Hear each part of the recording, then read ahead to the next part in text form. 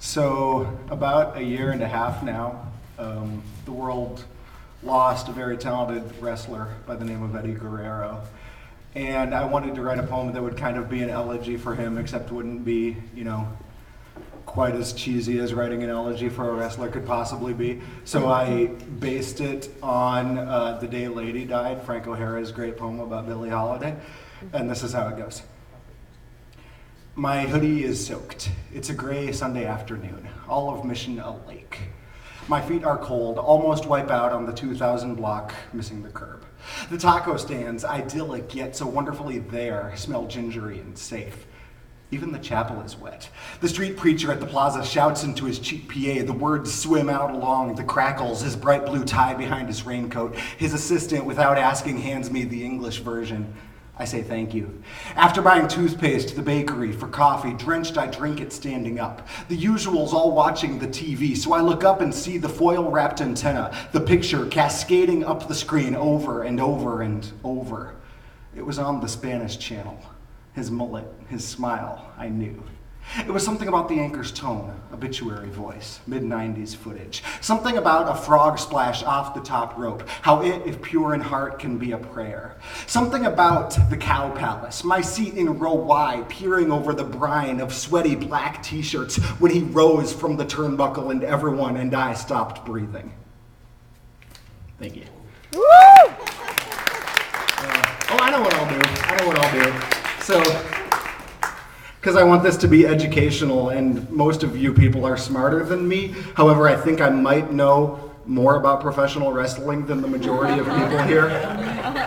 It's kind of going to be a pro wrestling themed set. But I'm also going to continue like the socialist thing that Sasha started by doing this poem. You guys all know about Bertolt Brecht, right? He wrote... Yes. Good. Right. I'm glad our leader knows about Brecht. He wrote this poem called Speech to Danish Working Class Actors on the Art of Observation that kind of encapsulates his poetics and his aesthetics, but also really encapsulates his politics and his alignment with the working class in everything that we do, not just as artists, but as human beings. And I wrote a poem that was kind of an adaptation of it for our time or something, even though it wasn't that long ago that he wrote it. And it's called Bertolt Brecht Addresses World Championship Wrestling circa 2000. My reasons for haunting you are not unselfish. I watch the world the way the world watches your TV shows, longing to turn the camera, find out what's been hidden. I've given up on theater. Overtaken with explosions leaves an audience believing they have no control, returning to every play to be consoled for having no control. For the world's no longer haunted by spirits, ghosts, and apparitions. Even me, I'm a device. Man's only destiny is man, but why do every play and every movie present man as weak, impotent victim of emotions and forces beyond reason?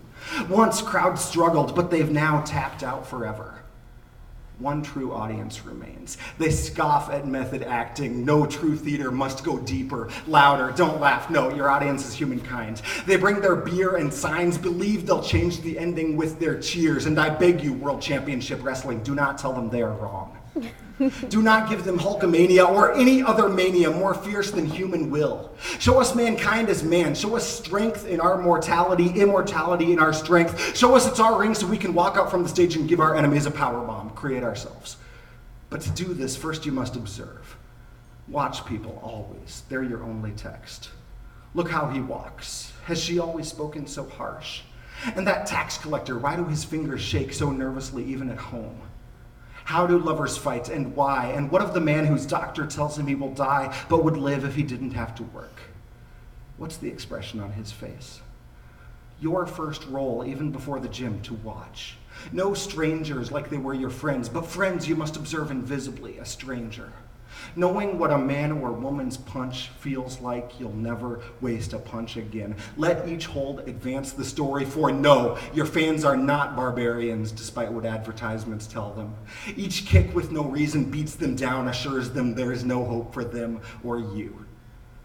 A wrestler should see 3 bar fights every week. Take notes. What's a good punch feel like? And how's it feel to give one without knowing for sure why? And the face of the winner, does it show joy or just relief? I've watched you, and I'm with you. Most of you have no health insurance, like your audience. And most of you are lonely most of the time, just like your audience. And I, the dead playwright in your rafters, have I asked of you too much? To put your lives in danger every night, but more than that, to love the crowd for whom you kill yourselves? I don't know. But I watch your fans, such strange, desperate men. Self-questioning, afraid to leave home, let alone ask for a raise or a new government. And yet, they think these things are possible. If they'd simply give up hope like others do, life would be easy. Multiplexes lined up, supplicants to comfort them. Thank you. Nice.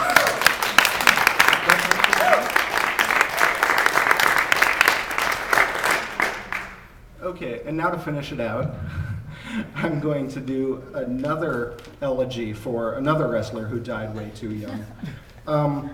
This is, a lot of you probably heard about this. This is Chris Benoit, and the way in which he died and the horrendous acts that he did before he killed himself kind of left a scar on the entire wrestling community and left people asking a lot of questions about wrestling and about the use of steroids and other things. And it's a tough topic, but I wanted to tackle it, so I wrote this poem.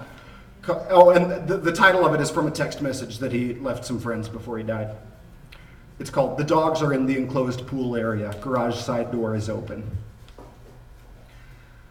On the day they found you, Disneyland shut down It's a Small World, but only the music and the lights.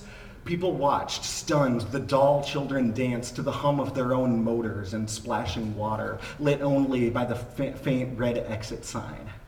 So popular, extra line-holding ropes were flown in from Hong Kong.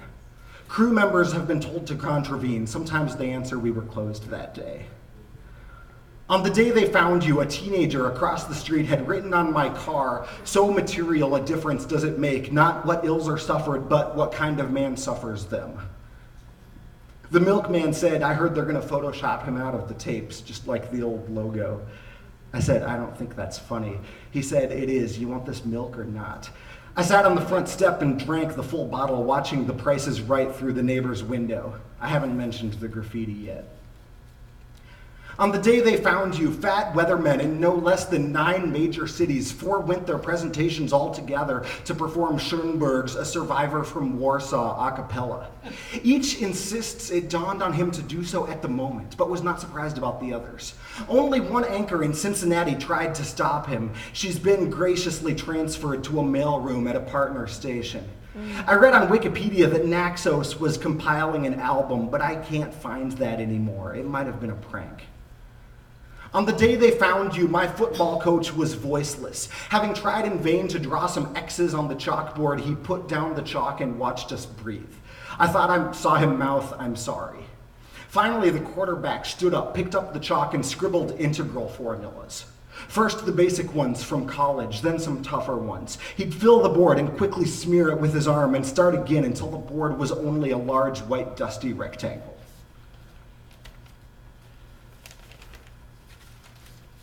On the day they found you, priests gave their flocks chokeholds, and the tooth fairy gave my niece No Way Out 2006. She told me that she would be a wrestler when she grew up. I didn't tell her it had been the day I'd finally stopped wanting to grow up and to be a wrestler, but Chris, I did give her a suplex and locked her leg until she tapped, almost in tears from laughter. On the day they found you, I couldn't even think of anyone to call, so I watched some matches online. They'd photoshopped you out, just like the old logo. So Triple H writhed in your invisible arms, and when he finally tapped, they played your music, and the crowd around the empty ring chanted bleeps.